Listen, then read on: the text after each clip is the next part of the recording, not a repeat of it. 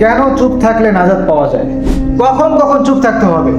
আল্লাহ রাব্বুল আলামিন পবিত্র কালামের মধ্যে বলেন, মা ইয়ালফিজু মিন কাওলিন ইল্লা লাদাইহি রাকীবুন আতীদ। বান্দা যে কথাই মুখ থেকে উচ্চারণ করে তা একজন লিপিবদ্ধকারী ফেরেশতা লিখে রাখে। আসসালামু আলাইকুম ওয়া রাহমাতুল্লাহি ওয়া বারাকাতুহু। আলহামদুলিল্লাহি ওয়াহদা والصلاة والسلام على من لا نبي بعده أما بعد فأعوذ بالله من الشيطان الرجيم بسم الله الرحمن الرحيم يا أيها الذين آمنوا اتقوا الله وقولوا قولا سديدا وقال عليه الصلاة والسلام من صمت نجا أو كما قال عليه الصلاة والسلام সম্মানিত উপস্থিতি, আল্লাহ রাব্বুল আলামিনের উপর শুকরিয়া জ্ঞাপন করার পর আমরা আজকে যে বিষয়টি নিয়ে আলোচনা করতে যাচ্ছি তা হলো জিহ্বা নিয়ন্ত্রণ করার গুরুত্ব।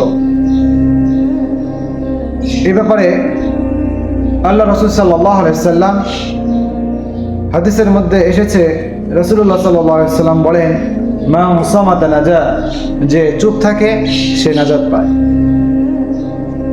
আমরা এই হাদিসটি অনেক জায়গায় শুনেছি এবং মুক্তবেও এই হাদিসটি পড়ানো হয়।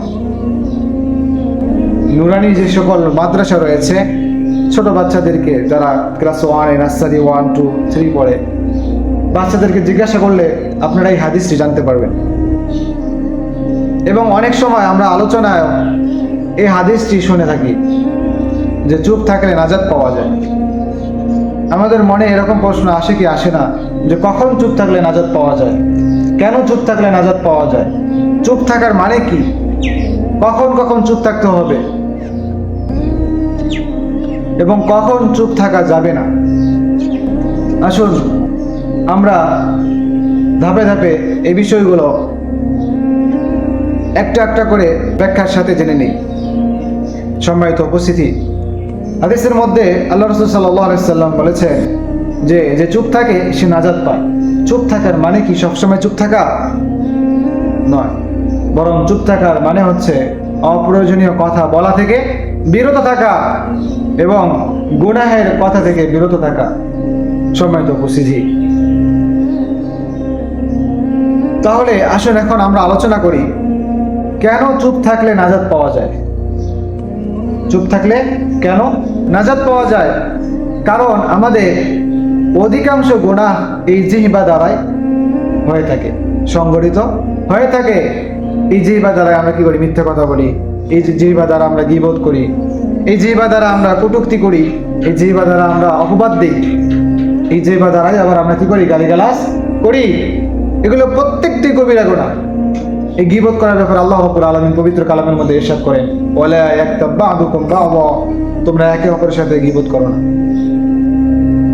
গীবত মানে কি? পরনিন্দা করা। গীবতের শাস্তির ব্যাপারেও আমরা অনেক হাদিস থেকে, অনেক হুজুরের মুখ থেকে শুনেছি।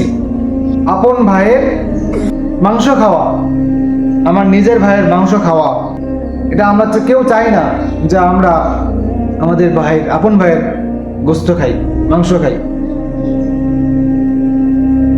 সম্মানিত উপস্থিতি, তাহলে আমরা জানতে পারলাম চুপ থাকলে নাজাত কেন পাওয়া যায়। তার কারণ হচ্ছে আল্লাহ রাসূল সাল্লাল্লাহু আলাইহি সাল্লাম বলেছে যে মানুষকে জাহান্নামের মুখের উপর ফেলে দেয় তাদের জিহ্বার ফসল, তাদের জিহ্বার ফসল। কারণ এই জিহ্বা দ্বারা আমরা যে গুনাহগুলো অর্জন করি, এই জিহ্বা দ্বারা আমরা যে গুনাহের ফসল বনি, এটা আমাদেরকে কিন্তু জাহান্নামের মুখের উপর ফেলে দেয়। তাই আমাদেরকে জিহ্বা নিয়ন্ত্রণ করা শিখতে হবে। এই হাদিস আমাদেরকে জিহ্বা নিয়ন্ত্রণ করার গুরুত্ব শেখাচ্ছে। আমরা তো আমাদের জিহ্বাকে ব্যালেন্স করতে পারি না, নিয়ন্ত্রণ করতে পারি না, যার ফলে আমাদের এই সকল গুনাহ সৃষ্টি হয়, এই সকল গুনাহ সংগঠিত হয়। তাই আল্লাহ রাসূল সাল্লাল্লাহু আলাইহি সাল্লাম 1450 বছর পূর্বে আমাদেরকে জিহ্বা নিয়ন্ত্রণ করার উপদেশ দিয়ে গিয়েছেন, মেসেজ দিয়েছেন। সম্মানিত উপস্থিতি, এখন আসুন আমরা আলোচনা করি যে আমাদেরকে কখন কখন চুপ থাকতে হবে। কারণ আমরা জানতে পারলাম যে চুপ থাকার মানে সব সময় চুপ থাকা নয়। তাহলে আমাদেরকে কখন কখন চুপ থাকতে হবে? এক নম্বরে হচ্ছে যখন আমি কথা বললে ফিতনা সৃষ্টি হতে পারে, আমার কথা বলার দ্বারা মানুষ বিভ্রান্ত হতে পারে, তখন আমার চুপ থাকা উত্তম। এবং দ্বিতীয় নম্বরে আমাদের চুপ থাকা উত্তম তখন যখন আমি যে কথা বলবো সেই কথার ব্যাপারে আমি অবগত নই সত্য নাকি মিথ্যা, কথাটা সত্য নাকি মিথ্যা আমি নিশ্চিত নই, তখন আমার চুপ থাকা আবার উত্তম। এবং তৃতীয় নম্বরে আমাকে চুপ থাকতে হবে তখন যখন আমার রাগ হয়, প্রচুর রাগ হয়েছে, রাগের সময় আমার কথা বলার ইচ্ছে হচ্ছে, তখন আমার জিহ্বার কি থাকে না, ব্যালেন্স থাকে না, নিয়ন্ত্রণ থাকে না, মুখে যা আসে আমরা তাই বলে ফেলি। এই জন্য তখন আমাদের চুপ থাকা উচিত। এবং চতুর্থ নম্বরে যখন কোথাও সমালোচনা হয় তখন আবার চুপ থাকা উত্তম। কারণ সমালোচনা হওয়া মানে ওখানে গীবত হওয়া, আর গীবতের ব্যাপারে তো আমরা বললাম যে নিজের আপন ভাইয়ের মাংস খাওয়ার শামিল। আমরা এটা কেউ পছন্দ করি না, তাই আমরা গীবত থেকে বেঁচে থাকার চেষ্টা করবো। সম্মানিত উপস্থিতি, তাহলে আমরা কখন কখন চুপ থাকবো তার চারটা সময় আমরা বের করে নিয়েছি। এবার আসুন যে আমরা কি সবসময় চুপ থাকবো, কথা বলবো না কখনো, সবসময় চুপ থাকা উত্তম? সবসময় চুপ থাকা এই হাদিসের মানে না। কখন আমাদের কথা বলতে হবে আসুন সে ব্যাপারে আমরা আলোচনা করি। আমাদেরকে কথা বলতে হবে অন্যায়ের প্রতিবাদ করার জন্য। যখন কোথাও দেখছেন অন্যায় হচ্ছে, কারো উপর জুলুম হচ্ছে, তখন আমাদেরকে প্রতিবাদ করতে হবে। আমাদেরকে কথা বলতে হবে যখন দেখবেন আমার সত্য কথা বলার প্রয়োজন, এবং আমাকে কথা বলতে হবে যখন দাওয়াত বা নসিহত দেওয়ার জন্য। এখন আসুন আমরা কখন আমাদেরকে কথা বলতে হবে সে বিষয়ে আমরা জেনে নিই। কারণ এই হাদিস শুধু আমাদেরকে চুপ থাকায় শেখাচ্ছে না, বরং আমাদেরকে এটাও শেখায় যে আমাদেরকে কখন কথা বলতে হবে। তার এক নম্বর কারণ হচ্ছে আমরা কথা বলবো যখন দেখবো কোথাও অন্যায় হচ্ছে, অন্যায়ের প্রতিবাদ করার জন্য আমাদেরকে কথা বলতে হবে। বরং তখন কথা বলা ফরজ, জরুরি, আবশ্যক। এবং আমরা কথা বলবো যখন আমাকে সত্য বলার প্রয়োজন হবে, তখন আমরা কথা বলবো। এবং আমরা দাওয়াত বা নসিহত দেওয়ার জন্য আমরা কথা বলবো। সম্মানিত উপস্থিতি, তাহলে আমরা জানতে পারলাম আমরা কখন কখন কথা বলবো। আসুন আমরা এই আলোচনার সারসংক্ষেপ জেনে নিই যে এই আলোচনা থেকে আমরা কি শিখতে পারলাম এবং আমাদের যে কিভাবে কথা বলা উচিত। আমাদেরকে কথা বলতে হবে, কথা বলার সময় তিনটে বিষয় খেয়াল করতে হবে।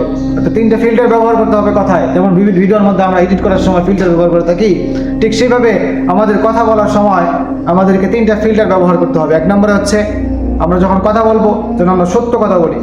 কি কথা বলি? সত্য কথা বলি। এবং যখন আমরা কথা বলবো প্রয়োজনীয় কথা বলবো, অপ্রয়োজনীয় কথা বলবো না। এবং যখন আমরা কথা বলবো ভালো কথা বলবো। আল্লাহ রাব্বুল আলামিন আমাদেরকে বোঝার এবং আমল করার তৌফিক দান করুন। সম্মানিত উপস্থিতি, কারণ আমরা যেই কথাই বলি না কেন সেই কথায় আল্লাহ রাব্বুল আলামিন লিপিবদ্ধ করার জন্য একজন ফেরেশতা নিযুক্ত করে রেখেছেন। আল্লাহ রাব্বুল আলামিন পবিত্র কালামের মধ্যে বলেন, মা ইয়ালফিজু মিন কাওলিন ইল্লা লাদাইহি রাকীবুন আতীদ। বান্দা যে কথাই মুখ থেকে উচ্চারণ করে তা একজন লিপিবদ্ধকারী ফেরেশতা লিখে রাখে। এই জন্য আমাদেরকে কথা বলতে হবে, ভেবেচিন্তে কথা বলতে হবে।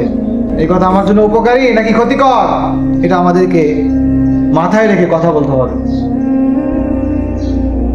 আল্লাহ রাব্বুল আলামিন আমাদেরকে বোঝার এবং আমল করার তৌফিক দান করুন। ওয়া আখিরু দাওয়ানা আলহামদুলিল্লাহি রাব্বিল আলামিন। আসসালামু আলাইকুম ওয়া রাহমাতুল্লাহি ওয়া বারাকাতুহু।